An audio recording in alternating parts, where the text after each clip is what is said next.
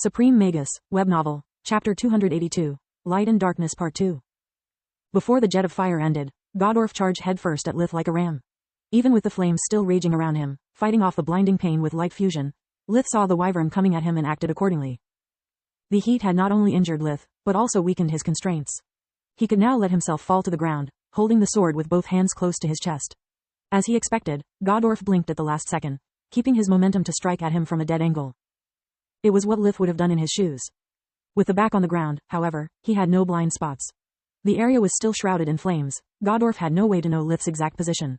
His head only hit empty air. Lith rolled away as soon as the blink happened. Darkness energy coursed through the blade, grazing one of the wyvern's legs as he passed. It was just a scratch, but it affected Godorf's already precarious balance, chipping again his life force at the same time. The wyvern tripped on his own feet, crashing against one of the altars. The array protected and empowered it, giving Godorf the impression of having hit a mountain. Lith was too weak. His battered body didn't allow him for fast movements anymore. Charging at Godorf was like asking him to blink and put him out of his misery. Lith lifted his sword again, using all the strength he had left to stab the ground, unleashing all the accumulated darkness magic into the array. The wyvern felt like his body was being torn into shreds. The array was like an IV of life force dripping straight into his core. If Lith's previous tampering felt like someone messing with the needle, now it was like venom had been injected into it. "What the F***ck are you?" Godorf yelled, writhing in pain. His words made no sense to the survivors. Their knowledge of magic was so limited they thought Lith's performance was thanks to his training and equipment. They had no way to understand the number of layers the fight was taking place on, nor the amount of energies which had been expended with every strike. Godorf himself only understood that Lith was capable of using true magic, but life vision and invigoration were beyond his comprehension. At that moment Lith was using his breathing technique not to heal his wounds, but to keep a steady flow of darkness magic through the blade, shaking the array to its foundations. The wyvern roared, realizing his chances to break through to the next level were nigh zero. Best case scenario, the array was damaged. Worst case scenario, it was poisoned. Gritting his teeth, Godorf conjured his strongest attack, the Tier 5 light spell Purge. His eyes were fixated on Lith while the whole room was filled with streams of light of different colors, resembling an aurora borealis. Then, everything went black. Agony blinded his mind while a small icicle physically blinded him. "Forgot about me?" Captain Yerna's voice sounded from his right side. Between the pain from the array and his attention focused on his opponent, Godorf had really forgotten about the insignificant ants. Yerna had managed to circle around him, waiting for the moment to strike. Her spell was too weak to change the course of the fight unless it hit a critical spot. Compared to the scales, the wyvern's eyes were soft. With his concentration lost, Purge was dispelled. Another ice dart was aimed at the remaining left eye. Godorf only needed to slightly tilt his head to make it harmlessly strike the scales instead.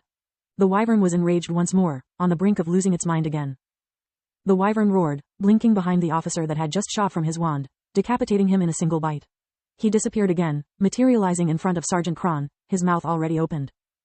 Godorf hated wasting so much energy, but without the tail and an eye, moving normally would mean becoming a sitting duck. Knowing what was about to happen, Kron inwardly cursed while raising his arms over his head. His last act wasn't a futile attempt of protecting his life. Kron was aware he wouldn't see ever again his wife or children. Godorf's fangs effortless bit off his upper torso, swallowing it in one gulp. What the wyvern didn't know was that inside the sergeant's hands there were the broken extremities of his wand.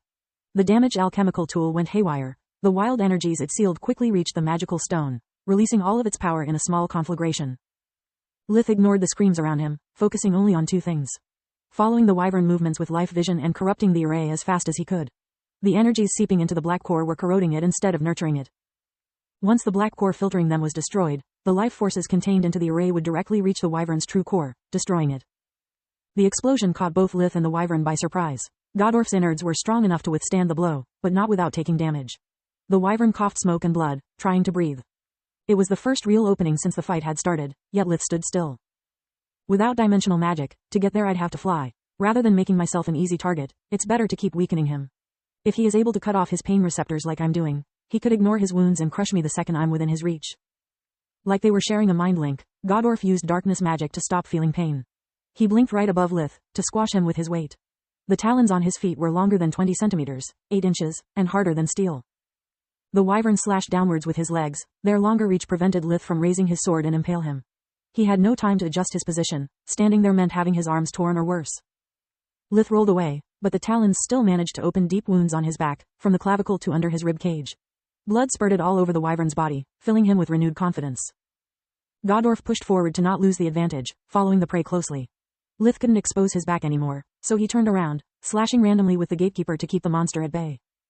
Lith's swordsmanship was already bad to start with. Now that his arms were weakened by the wounds, Godorf had an easy time grabbing it in midair and ripping it from Lith's hands in one fluid movement.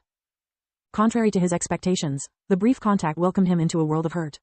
The sword had been infused with light magic, granting it healing properties. The spell Lith had imbued it with wasn't meant to treat any injury, only to reconnect the severed pain receptors. Godorf lost his grip, throwing the sword as far as he could. His throat was back to burning so bad that every breath was agony. Every time the ice shard piercing his eye moved, the pain would make his vision go blank. Suddenly Godorf couldn't breathe nor see. He fell on his knees trying to control the spasms and shut down the receptors again. The wyvern regained his sight just in time to see Red completing his spell, turning the world around them into shards of light.